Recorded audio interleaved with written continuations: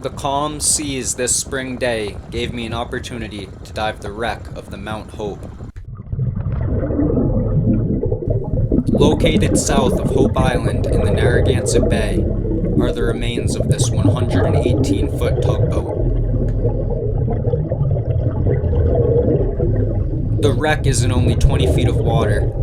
The bow, seen here, is just under the surface.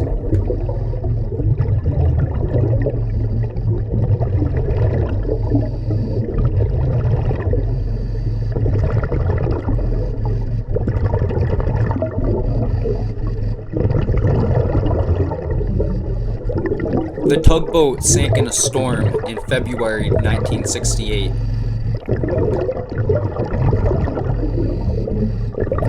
It was a dark and stormy night.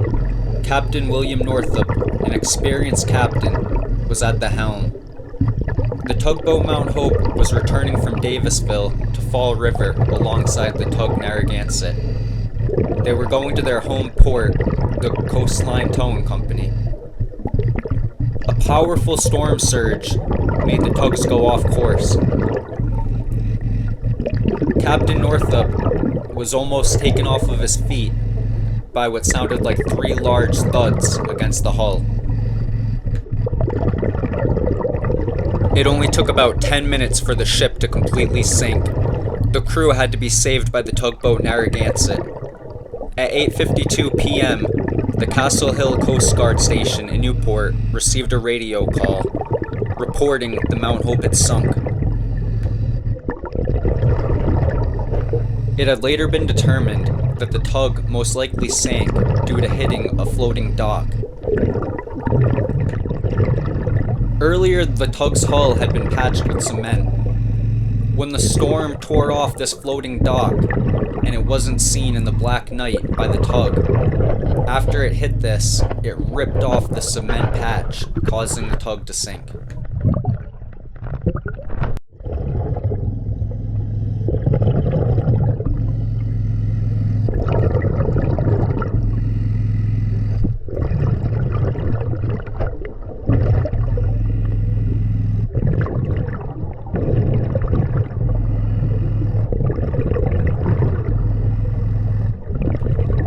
Swimming along the starboard side of the ship, part of the cabin wall is still intact.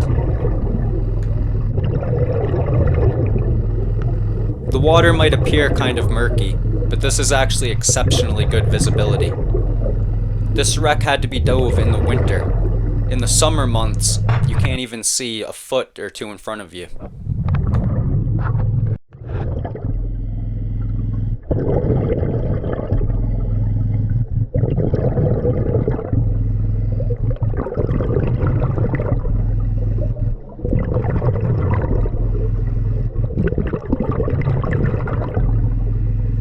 Here we are at the tug's stern.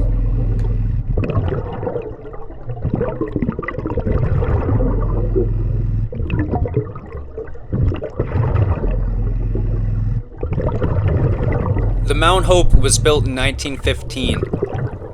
She has a steel hull and is 118 feet in length. Has a beam of 26 feet. Originally was powered by a steam engine, but this was replaced in 1953 with a 10-cylinder diesel propulsion unit.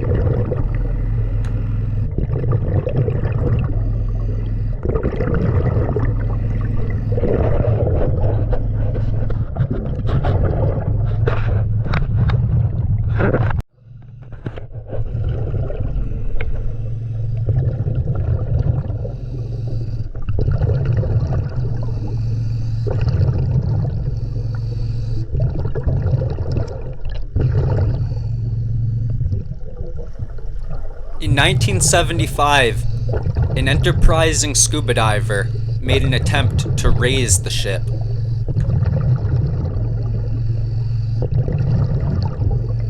At the time, the tug was fully intact.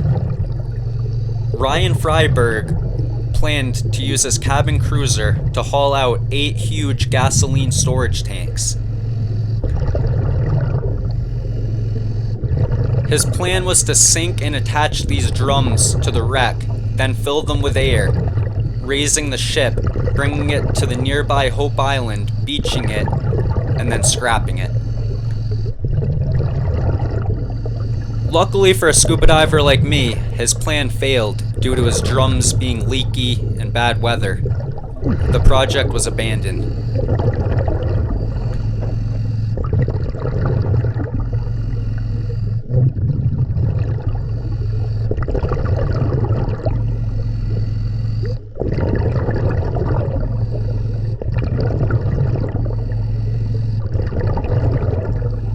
The wreck, being fully intact in only 20 feet of water, with its pilot house just under the surface, has caused it to be rammed numerous times by boats, this giving it the nickname the Killer Tug.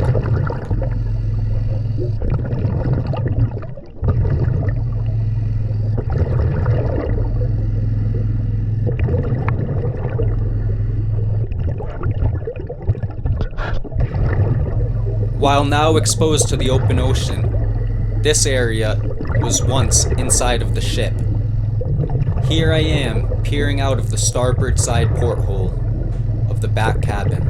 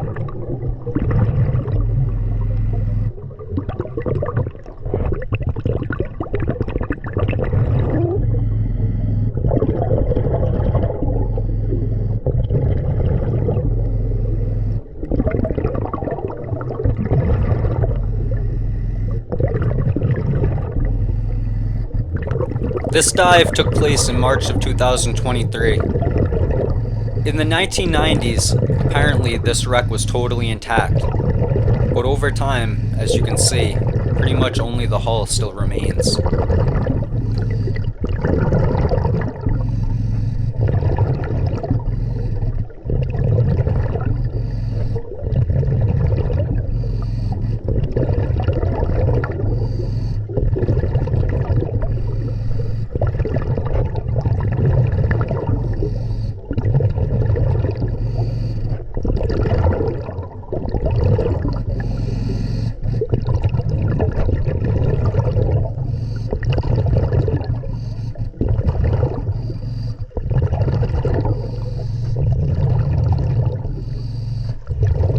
Back at the ship's bow, let's now take a look at the surface to get an idea of just how shallow beneath the waves this wreck is.